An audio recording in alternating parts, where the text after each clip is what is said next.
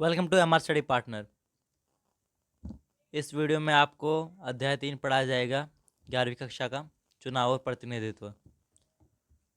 ये एक short summary revision है आपके एग्ज़ाम के लिए। तो चलिए शुरुआत करते हैं। चुनाव का महत्व क्या होता है, यानी चुनाव का महत्व क्यों होता है।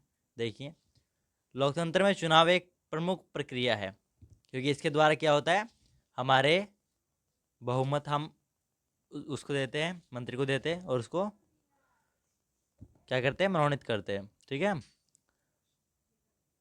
आगे देखिए। चुनाव जनता की भागीदारी सुनिश्चित करते हैं और सरकार को जनमत के प्रति जिम्मेदार बनाते हैं। तो चुनाव किया जाता है, चुनाव मतलब करवाया जाता है चुनाव विभाग द्वारा।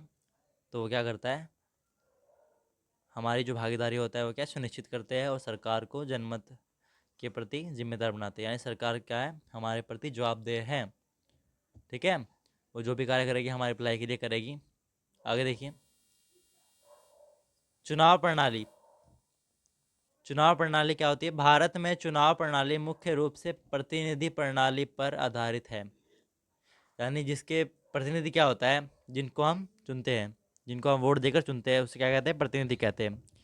चुनाव प्रणाली द्वारा चुना जाता है। ये क्या है, चुनाव प्रणाली किस पर आधारित है, प्रतिनिधि प्रणाली पर। आगे देखिए, इसमें अमान्य नागरिक अपने प्रतिनिधियों का चुनाव करते हैं जो संसद और विधानसभाओं में उनका प्रतिनिधित्व करते हैं। यानी हम क्या करते हैं, हम अपने मतों द्वारा अपने क्या है, प्रतिनिधि को चुनते हैं जो क्या है, संसद और विधानसभाओं में क्या करते हैं, हमारे लिए अपील करते हैं। ठीक है, यानी यानी जो हमारा प्रतिनिधित्व है वो वहाँ पे रखते हैं। ठीक है, आगे देखिए, चलिए देखते हैं। चुनाव आयोग। चुनाव आयोग क्या होता है, देखिए। चुनावों की स्वतंत्रता और निष्पक्षता सुनिश्चित करने के लिए भारत में एक स्वतंत्र चुनाव आयोग स्थापित किया गया। ठीक है, चुनाव आयोग का क्या काम होता है, चुनाव करवाना। और क्या है, ये देखता है कि जो चुनाव की स्वतंत्रता और निष्पक्षता सुनिश्चित करने के लिए भारत में एक स्वतंत्र चुनाव आयोग को स्थापित किया गया। यानी चुनाव क्या स्वतंत्र और निष्पक्ष तरीके से हो रहा है, अब इसमें कुछ घोटाला तो नहीं हो रहा है, उसको देखने के लिए किसको स्थापित किया गया, चुनाव आयोग को। इसके पास चुनाव कराने, चुनावी नियमों का पालन करने और चुनावी प्रक्रिया की निगरानी करने का अधिकार होता है। अब देखो, चुनाव कौन कराएगा, चुनाव आयोग कराएगा। उनके जो नियम है वो कौन तय करेगा और उनका पालन कौन करेगा, चुनाव आयोग कराएगा।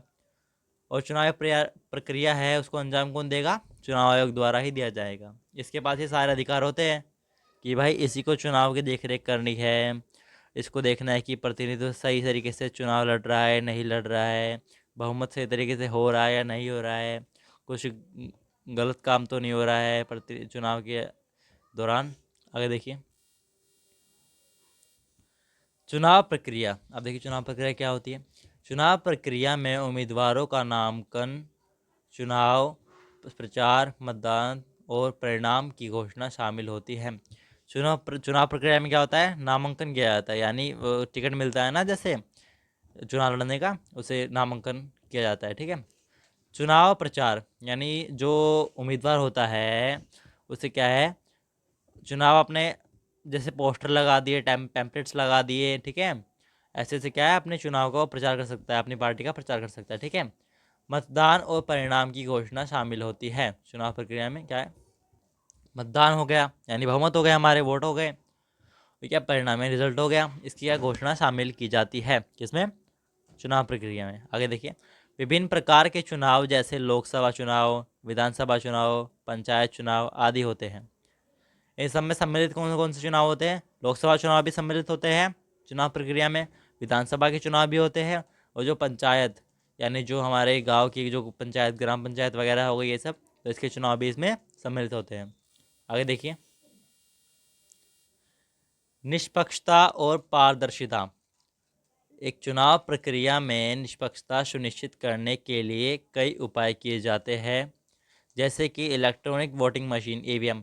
ये फुल फॉर्म बहुत इंपॉर्टेंट है, पूछ ली जाती है। जैसे कि इलेक्ट्रॉनिक मशीन जो ईवीएम का उपयोग और चुनावी आचार संहिता, ठीक है। आचार संहिता लागू हो जाती है, मतलब इसको क्या किया है, लागू किया जाता है, ठीक है, आचार संहिता को। आगे देखिए, चुनावी प्रक्रिया में सुनिश्चितता निष्पक्ष जो सुनिश्चित करने के लिए क्या किया जाता है, कई तरह के उपाय किए जाते हैं।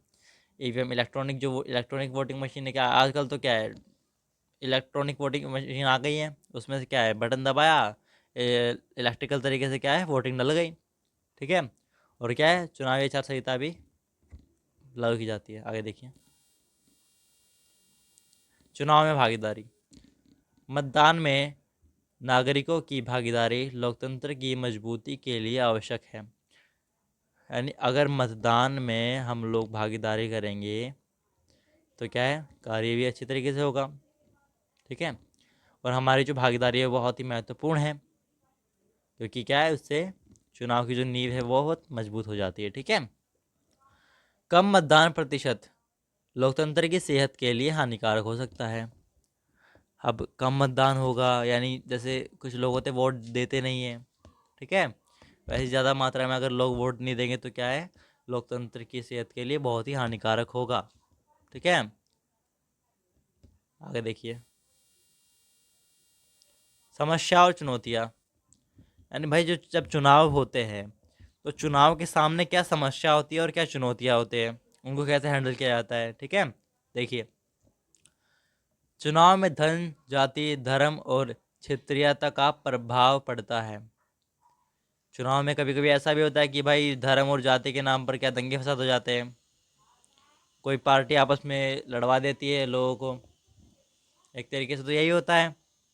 कई पार्टी अपने फ़ायदे के लिए क्या होती है, लोगों को लड़वा देती है, हिंदू मुस्लिम के नाम पर। ऐसे बहुत दंगे होते हैं भारत में, ठीक है। देखिए, चुनावी हिंसा, धन, बल और बाहुबल जैसी समस्याएं भी चुनावी प्रक्रिया को प्रभावित कर सकती है। अब आगे देखिए, निष्कर्ष क्या है इसका। निष्कर्ष देखिए, चुनाव और प्रतिनिधित्व लोकतंत्र की रीढ़ है।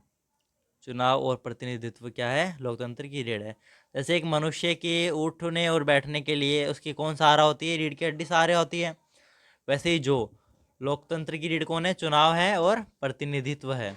यानी जनता का प्रतिनिधित्व और चुनाव क्या है, लोकतंत्र की रीढ़ है। चुनावों के माध्यम से नागरिक अपने प्रतिनिधियों का चुनाव करते हैं और इसके ज़रिए सरकार को जनहित के प्रति जवाबदेह बनाते हैं। अब देखो, चुनाव हो जाते हैं और उसके द्वारा हम क्या करते हैं, अपने प्रतिनिधि का चयन करते हैं, ठीक है। अब जो हमारा प्रतिनिधित्व है ना, वही आगे रखेगा।